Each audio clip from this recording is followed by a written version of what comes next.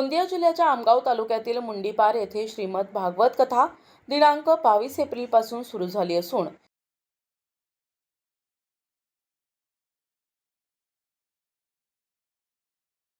ही भागवत कथा 29 एप्रिलपर्यंत रिधिराम मेंढे यांच्या निवासस्थानी चालणार आहे।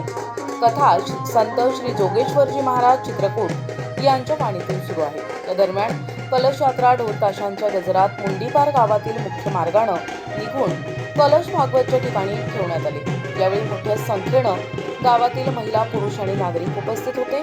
तसेच व्यास पूजा, श्रीमद भागवत कथा, सुखदेव मुनी कथा, राजा परीक्षित जन्म, वामन अवतार, राजा बलिप्रसंग, रामजन्म, कृष्ण जन्म, रामलीला, गोवर्धन पूजा, रुक्मिणी कृष्ण विवाह उत्सव, द्वारकाधीश, राजतिलक, सुदामा प्रसंग, गोपालकाला आणि प्रसादी आदी कार्यक्रम होणार असून भाविक आणि अधिक संख्येत उपस्थित राहावे असे आवाहन पाटील रिधिराम मेंढे यांनी केले।